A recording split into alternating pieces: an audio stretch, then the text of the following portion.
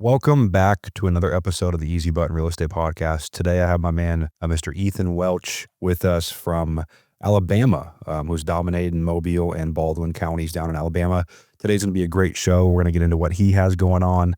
He's another Easy Button client that's been gracious enough to spend some time with me and tell you guys what's working for him. So super excited for today's show. Ethan, without further ado, why don't you give everyone out there in listener land a quick high level? Who is Ethan? What do you have going on? What's been your journey so far? Fill them in. Sure. Thanks, Cole. I appreciate you having me. I'm happy to be here today.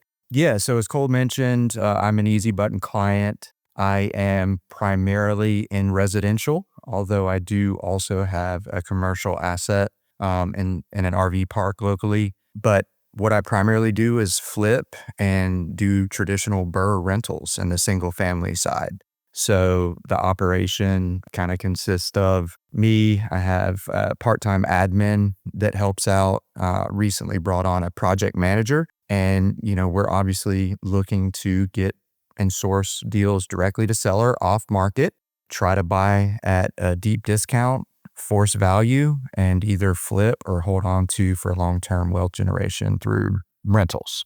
I love that, man. That's it's pretty straightforward deal you got going on there. And what is what was your entry into? I always ask a question. What was your entry into real estate?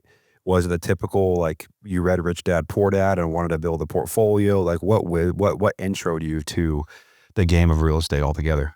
That's a great question. I love throwing in the Rich Dad Poor Dad. I feel like that has impacted so many people. The funny thing is, I read that for the first time only on a recent trip to Europe on one of the long plane rides. Oh, yeah. So after I had quite a portfolio and quite a lot of experience, I started in mortgage, so residential lending. I got, a decade or more in that industry. When it goes well, it's a fairly high paying industry. So had a little bit of extra money and was also paying quite a lot of taxes on that W-2 job and was looking for a place to park it. And then realized that people that I were helping purchase homes and would later refinance their home, maybe pull cash out or take advantage of a lower rate, during the COVID years, would oftentimes have their home values have appreciated quite a lot. And it got me thinking, maybe I should buy real estate and hold on to it and see if the same magic happens for me.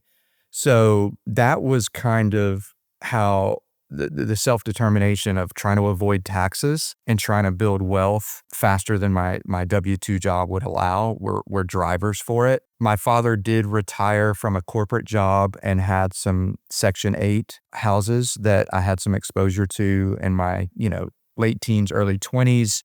And so that also had some impact on me that I saw somebody directly buy and hold real estate, create some cash flow, maybe had a few headaches along the way. So I don't personally do a ton of Section 8, but that was my foray into it. I like it, man. Yeah, everyone's journey is so different, but a lot of people start with, it's funny, almost every single podcast I filmed this week, they start with, I was a Rich Dad, Poor Dad guy. So it's cool to hear a different entry into the business and being mortgage. So what is the day-to-day of your business look like right now? What does your day-to-day look like? What are you responsible for in your business? Walk me through that. Yeah, good question. So day-to-day, I would say I'm a very self-determined person, and opportunities for me would be around delegation. So currently, I've begun to delegate, but before recently, most everything fell upon me. So Yeah. I was sourcing the deals, and if we go back pre-Easy Button first campaign, I was sourcing all the deals through various methods that people are familiar with. I do some prop stream cold call outreach. I had a few agents that would bring me deals. I basically, when I decided I was going to do real estate investment, I just told everybody I know that I'm a real estate investor now before I'd ever done a deal. Yep. And people brought me deals, right? Or people said, hey, I've got something you may be interested in. And I finally took one down. But day to day would be a lot of prospecting previously and still quite a bit of calling, following up with leads, going on appointments to meet with sellers. Currently, I'm pretty busy. I have 7 active projects on the single family side. if you take it from listings for flips that are active and haven't closed to under contract with a closing date. I have 7 single family. So all along that project management or process, I have activities. So calling, visiting sellers, meeting with the GCs and going over project updates. Lately implementing and offloading some stuff to admin, working with a person I brought on in a hybrid role that's somewhat like a project manager to kind of go out and check on the properties and make sure the rehabs are going as planned and we're staying in budget. So a lot of that, basically just working my deals on a daily basis. But where I like to spend the primary amount of my time right now is on seller interaction, right? That's where I believe my superpower is. I'm good at talking with sellers and getting sellers and giving sellers a solution that works for the both of us. So I can, find a way to make profit and disposition the home and help place them into their next place or go on to whatever they're trying to accomplish by, moving their home. I love that, man. Yeah. I mean, I think one of the things you said I'll double click on is when you're at the beginning of your journey, you're kind of telling everyone that you're a real estate investor. I always say, like, you don't really know where your next deal is coming from. You just know that eventually it's going to. You talk to enough people, you talk to enough agents, you do enough bandit signs, and bam, that next deal comes. And then as you start kind of delegating and going from what I call hustler to operator, making the jump from a hustler to an operator, you're hiring, you're delegating. You need a more consistent, lead channel, a more consistent deal flow and predictable deal flow. It can't be as random when now you have overhead, you have employees on salary, and you start turning into a, what I call, an actual business from a hustle. Let me ask you this.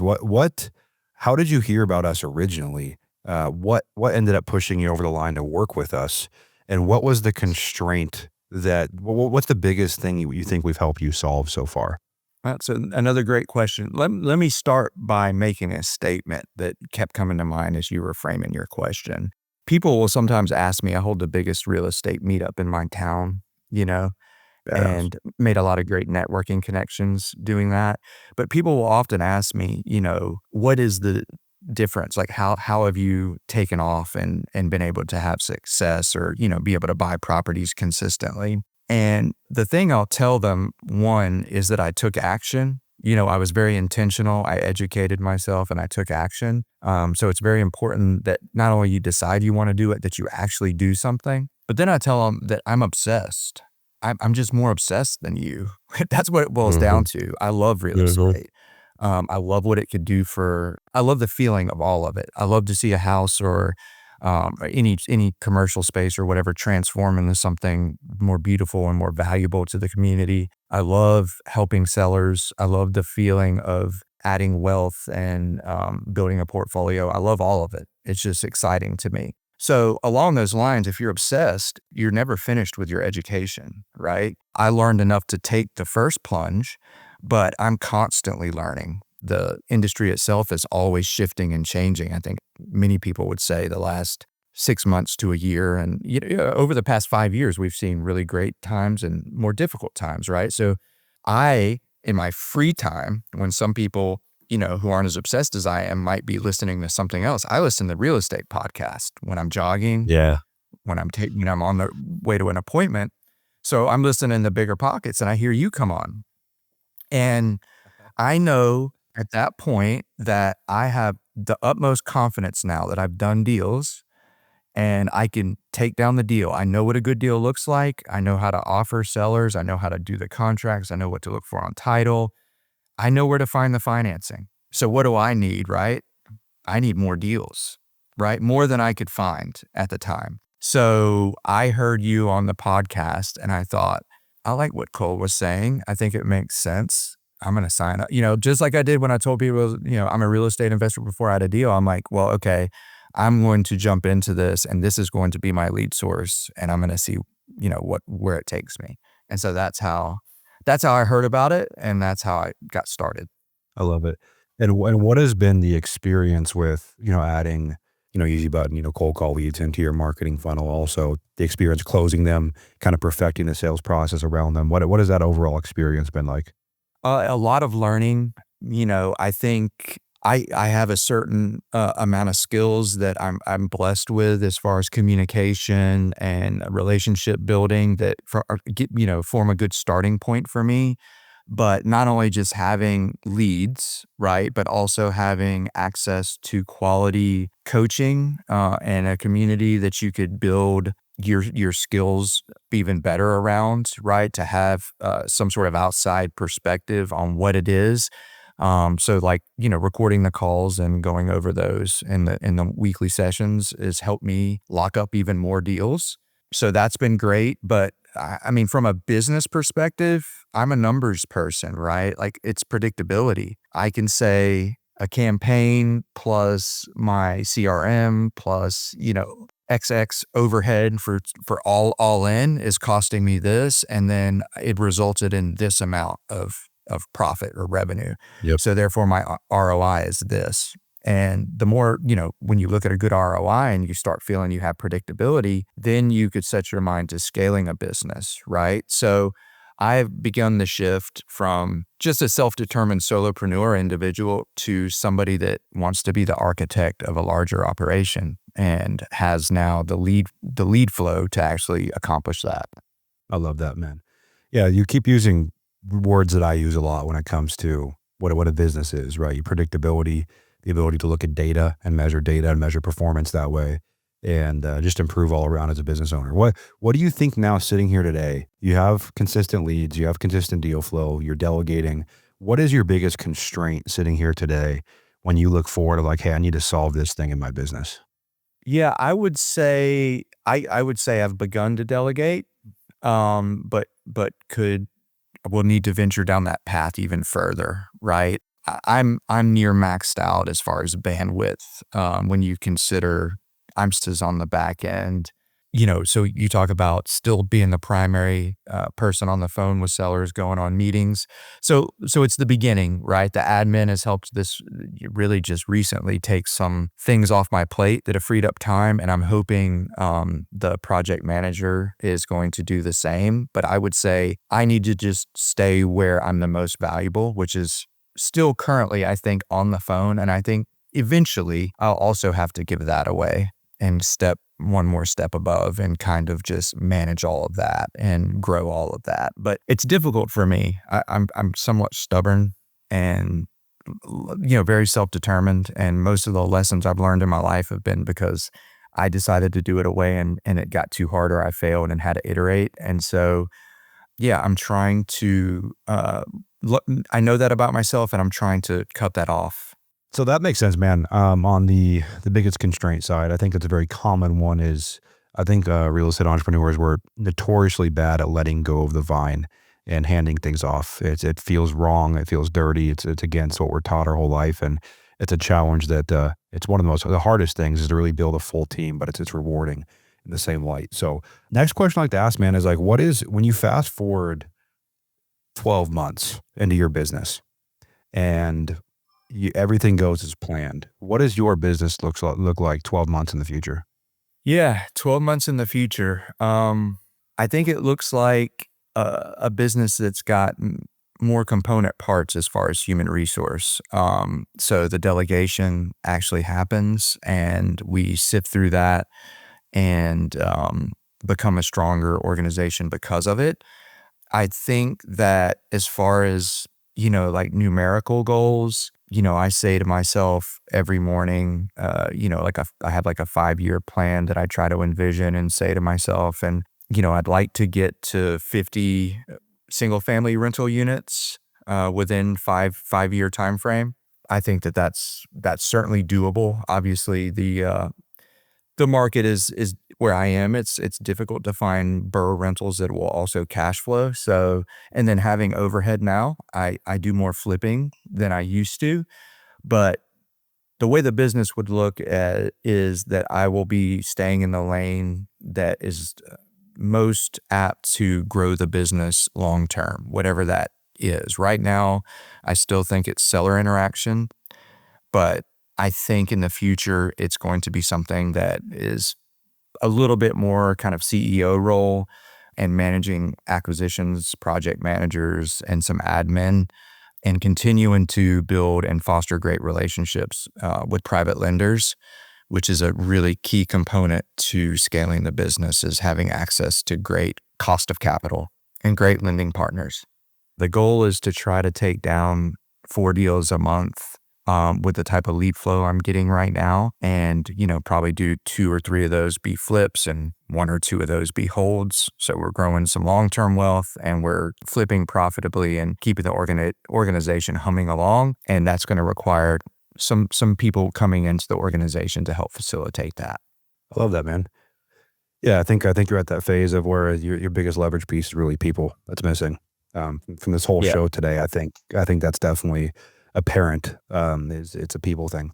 Well, let me ask you this, man. You've been with us for a while now, and in your opinion, if someone came and asked you, "Am I the right fit for Easy Button?" In your own words, who is the right fit to work with us at Easy Button? Yeah, somebody who would be the right fit would be somebody that knows what they're doing insofar as figuring out how to best disposition real estate. I think it benefits me that I can flip, that I can burr rental, that I can wholesale, that I could take down a sub 2, that I can send a retail listing to my spouse, which is a huge piece of the business as well. She's a real estate agent, so I don't have to give away commission.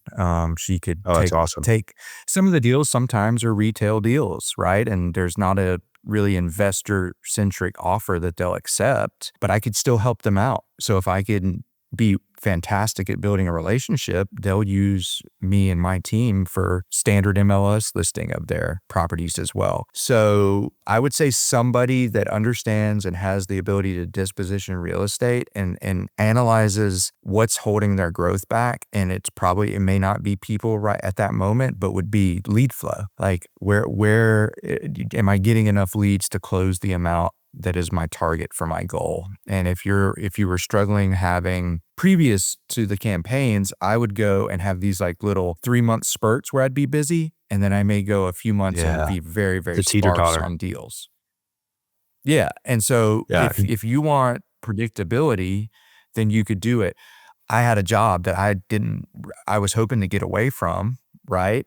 So if somebody was looking to take the leap and be more full-time, you're going to have the amount of lead flow that is required to replace probably your primary personal income. At least I did.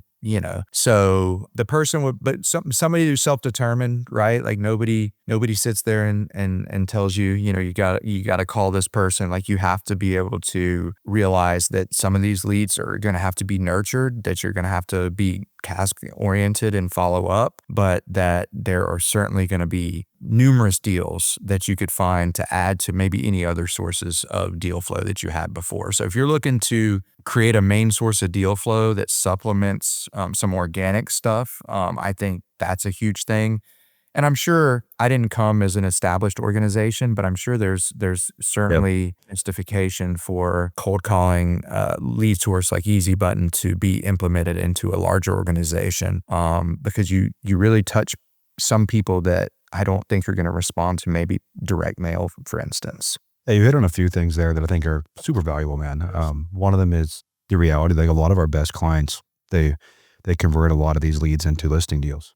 And on-market deals. They refer them to an agent or they have an agent on their team. I think that's very valuable to monetize leads in multiple ways. And then you hit on the part towards the end there of a lot of our clients do come in and they still have a W-2 or they still have other things that they're working on. And until they get that predictability, they're on that teeter-totter you were talking about. If I have a bunch of deals, now I don't have deals and I'm in a dry period.